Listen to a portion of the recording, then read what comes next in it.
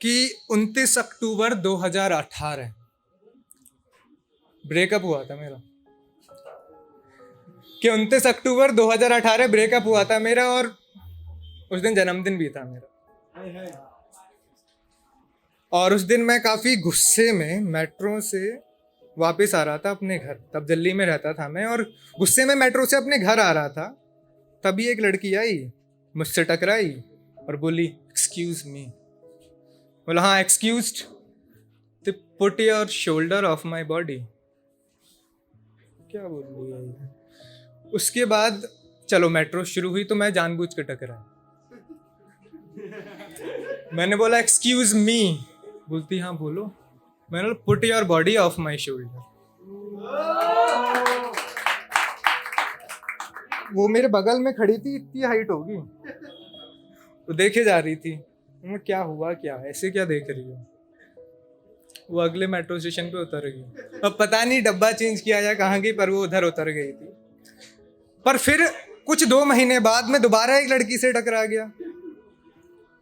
उसकी नीचे डायरी गिरी थी, मैंने उठा के ऊपर देखा और मैं देखता ही रह गया, क्योंकि फिर से वो मेट्रो वाली लड़की थी, मैं फिर से उसी से टकरा गया था। और वो मेरी ओर देखे, तुम तो वही हो ना यार जो मुझे मेट्रो में मिले थे उस दिन, टकराए थे, एक्सक्यूज मी एक्सक्यूज का बड़ा वो कर रहे थे तुम। बोला हाँ मैं वही हूँ। अच्छा सॉरी, वो गलती से टकरा गया। और फिर वो ऐसे पैर पटकी और चल दी। ठीक है कोई बात नहीं। उसके 2 महीने बाद नया साल आने वाला था, ठीक है, और मैं थोड़ा हाई था, तो इंस्टाग्राम पे एक पोस्ट देखा, मैंने गलती से कमेंट कर दिया। उस कमेंट के बाद कुछ 50 लड़कियों की फॉलो रिक्वेस्ट आई मेरे पास। ठीक है, वो पोस्ट कुछ ऐसा था कि 20 रुपए के अंडर कोई एक ऐसा तोहफा बताओ जो कभी भूल ना सके कोई। और वो मैंने कमेंट किया था कि वो तोहफा कैसा हो सकता है। एक खाली सी बोतल में कुछ पर्चे दो जो वो रोज अपने जन्मदिन तक लिखे और उसमें डाले, ताकि जब जन्मदिन पे वो खोलेगी अगले तो सारी यादें उसके सामने रखी होंगी। और इस कमेंट के बाद मेरे पास कुछ 50 लड़कियों की फॉलो रिक्वेस्ट आई, और उसे एक लड़की की डीपी देखकर मैं कहीं खो ही गया था, क्योंकि उसकी आंखें बहुत सुंदर थी, काफी ज्यादा सुंदर थी। तब मैंने लिखना शुरू ही किया था। मुझे इतना अच्छा लिखना भी नहीं आता था, मैंने शुरू एक्चुअली में इंग्लिश में लिखना किया था ना। तो हाँ, मैं उस लड़की को देखे जा रहा था, और तभी उसका मेरे पास मैसेज आया, बोली आप अच्छा लिखते हो। मैंने बोला शुक्रिया, मैं भी लिखती हूँ, जरा मेरा पेज भी चेक कर लो। तो मैंने चेक किया तो मैंने देखा वो लड़की सिर्फ आंखों से खूबसूरत नहीं, वो अपनी कलाकारी से भी खूबसूरत थी। उसका हर लफ्ज, हर कलम की करवट एक एहसास को दिखाती थी जो कि बहुत खूबसूरत थी। और पता है वो लड़की कौन थी? वही मेट्रो वाली। और उसने कुछ देर बातें होने के बाद मुझसे फिर से पूछा, यार तुम तो वही हो ना मेट्रो वाले? मैंने बोला हाँ मैं वही हूँ। साल का पहला महीना, और मन में तो कई सी बातें उभरने लगी थी जो मैंने उससे कभी कही नहीं। तभी ठीक है, मैं सोच रहा था कि ये खुदा से साजिशें कर रहा है, ये कुदरत कोशिशें कर रहा है कि सिर्फ अब तू मोहब्बत कर ले, मोहब्बत तेरे सामने रखी हुई है, एक बार करके तो देख। दिल टूटा था तेरा पहले, पर एक बार अच्छे से मोहब्बत करके तो देख। और जब मैंने बहुत सोचा, और कुछ कई दिन बात करने के बाद, जब पहले दिन मेरी उससे बात हुई ना, जब कॉल पे बात हुई मेरी, कुछ 3 घंटे 15 मिनट 53 सेकंड चली थी वो कॉल। और उस दिन मैंने कई बातें जानी कि उसे गुलाब जामुन बहुत पसंद है, वो जब गुस्से में होती है तो मीठा खाती है, और उसे हाँ जी कहने में बड़ा मजा आता है। और तब कुछ 10 दिन बाद उसके मैंने उससे पूछा, बहुत हिम्मत करके, जब मेरी भावनाएं बहुत ही ज्यादा मोहब्बत में डूब चुकी थी, तब मैंने उससे पूछा do you have a boyfriend?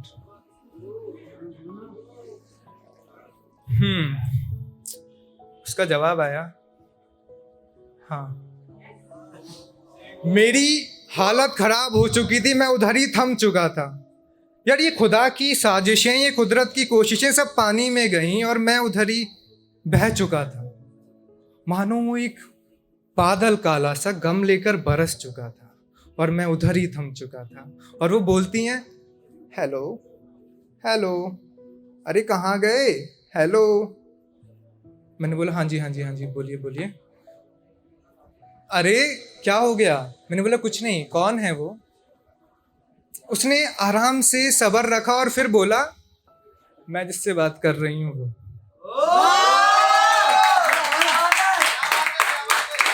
और जब इसने ये बोला, वो जो सारे बादल जो गम लेकर बरस रहे थे कहीं दूर जा चुके थे, मैं खुशी में डूब चुका था। और क्या खूबसूरत मंजर था वो, जब मेरी मोहब्बत मेरे सामने मुकम्मल हो रही थी। शायद कोशिश नहीं की थी मैंने इसमें, पर शायद ये खुदा की साजिशें और कुदरत की कोशिशें थी जिन्होंने मुझे अपनी मोहब्बत को करीब लाने में मदद की। और पता है, इस पूरी कहानी में एक सवाल हमेशा बना रहेगा कि क्या मोहब्बत मुकम्मल हुई, और इस कहानी का अंत क्या है, जो कि मैं अंत में बताऊंगा। हाँ, मोहब्बत काफ़ी अच्छी चल रही थी, उसका मेरा रिश्ता काफ़ी अच्छा चल रहा था। पर तभी जब उस कॉल पे थे ना हम, उसने मुझे बोला कि हाँ, मैं जिससे बात कर रही हूँ वो मेरा बॉयफ्रेंड है, पर ऐसे कैसे बन जाऊँ मैं तुम्हारी गर्लफ्रेंड? प्रपोज किया तुमने?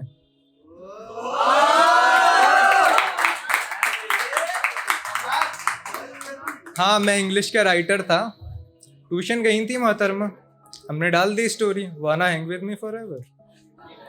उसमें एक लाइन थी कि if you hold my hand I'll catch a freshwater lake in the dry desert of sand. If you hold my hand, I'll get the freshwater lake in dry desert of sand. So will you hold my hand?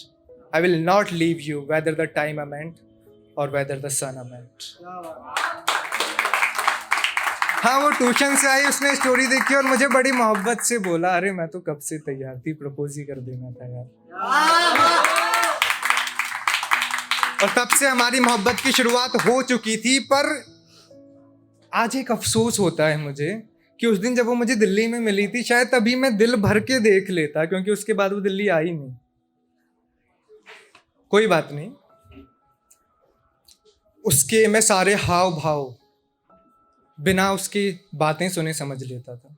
मैं उसका हर दर्द हर भाव उससे बिना बातें करे समझ लेता। मैं उसका चेहरा देख उसका हर गम बता देता था। और तब मैंने एक चीज़ जानी कि मोहब्बत वो नहीं जिसमें हाथ थाम कर घूमना जरूरी है। मोहब्बत वो नहीं जिसमें हाथ थाम कर टहलना जरूरी है। मोहब्बत वो नहीं जिसमें एक कमरे के अंदर रहना जरूरी है। मोहब्बत वो है जिसमें दूर रहकर भी तुम एक दूसरे को समझ सकते हो, एक दूसरे की बातों को तुम एक दूसरे के मन से पढ़ सकते हो। मोहब्बत वो है जिसमें एक दूसरे को तुम दूर रहकर भी बस अपना कह सकते हो। मोहब्बत वो है जिसमें तुम दूर रहकर भी एक दूसरे के दिल में रह सकते हो।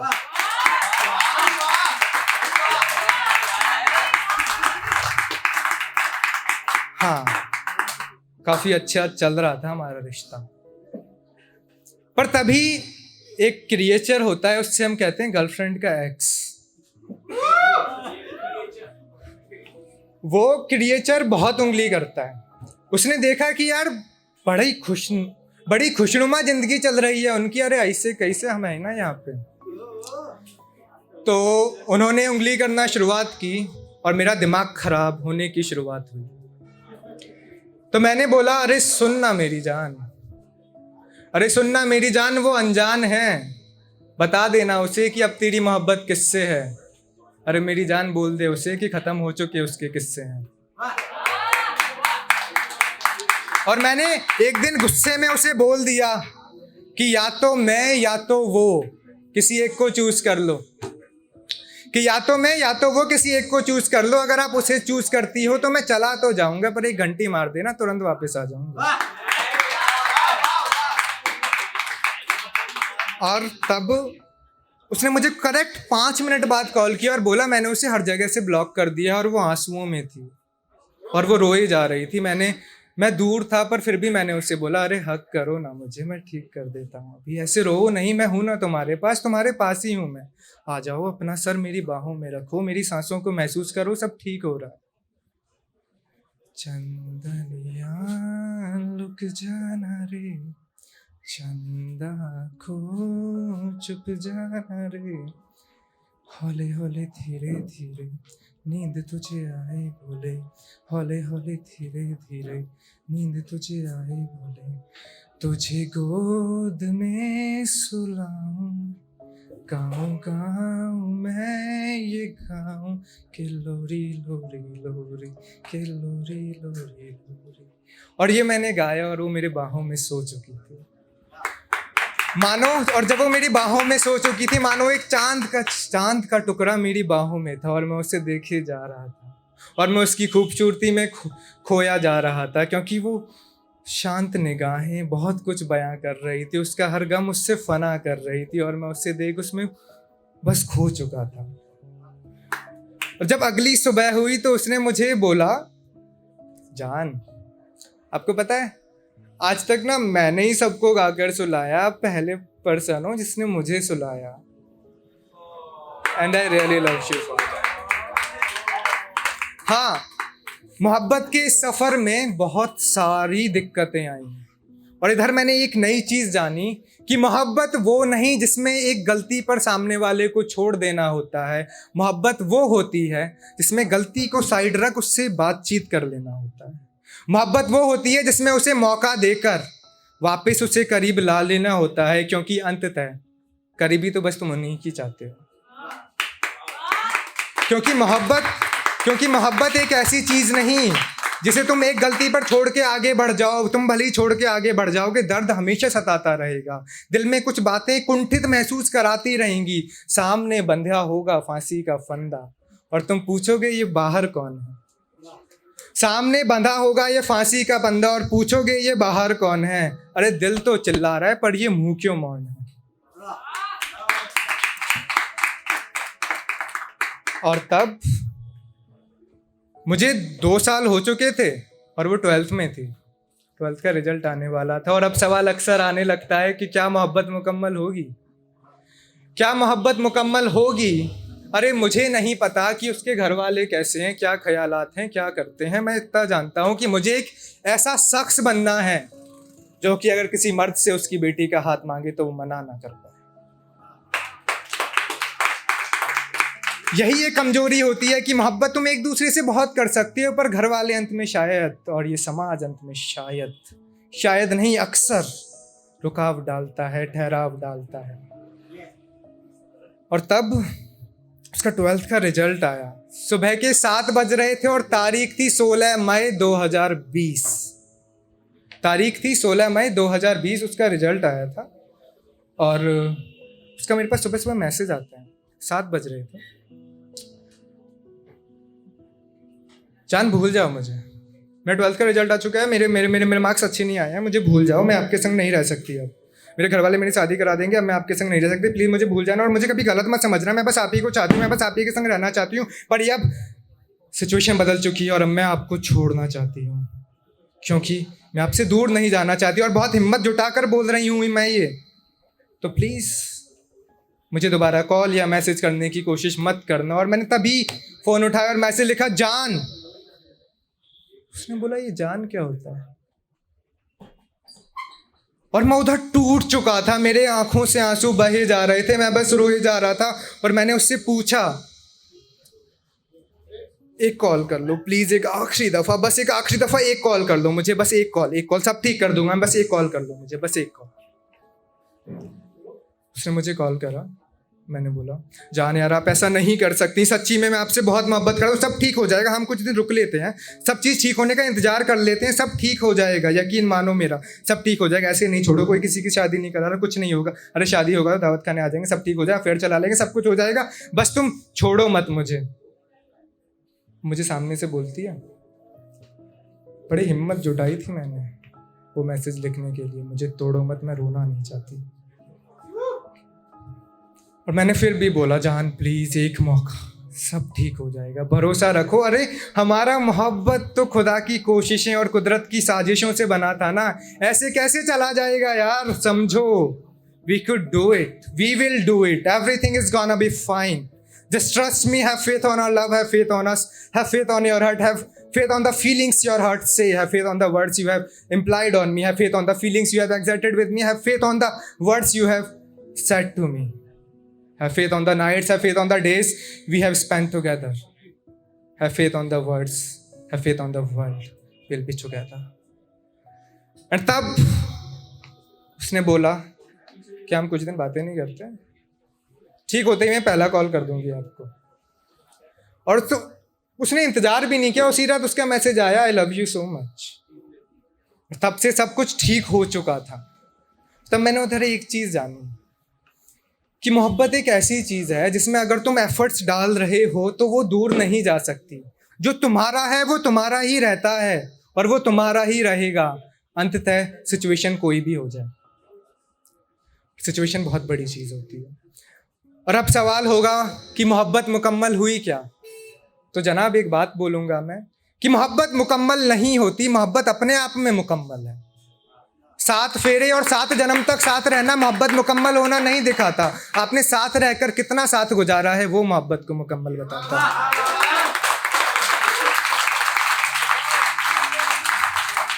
और अब एक और सवाल पूछते हैं लोग बाग मुझसे कि आपकी कहानी का अंत क्या है? अरे जनाब, मोहब्बत की कहानी खत्म नहीं होती। मोहब्बत की कहानी खत्म नहीं होती, और अगर खत्म हो जाए तो उस कहानी में मोहब्बत ही नहीं होती। और अपने पल आज भी मैं उसी के संग गुजार रहा हूँ और गुजारता रहूँगा। मुझे बस कोशिशें उसी के संग रहने की करनी है। मुझे नहीं पता कि ज़माना क्या कहता है, ज़माना क्या कहेगा। ज़माना ने पहले भी बहुत कुछ बोला है कि ये कितना गंदा दिखता है, छोड़ देना, पर फिर भी वो मेरे साथ रही और हम आज भी साथ हैं और खुद पे मेहनत कर रहे हैं, बेटर बनते जा रहे हैं। आशा करते हैं आगे भी साथ रहेंगे और मोहब्बत चलता रहता है, कभी ख़त्म नहीं होता। तो इस कहानी का कोई अंत है ही नहीं, मोहब्बत का कोई अंत होता ही नहीं है। अरे कई बार बोलते हो ना, कट गया कट गया कट गया। अरे कटने के बाद दर्द तो रहता है यार, कट जाए तो मोहब्बत का नाम दर्द है, साथ चला तो मोहब्बत का नाम फर्ज है। Thank you.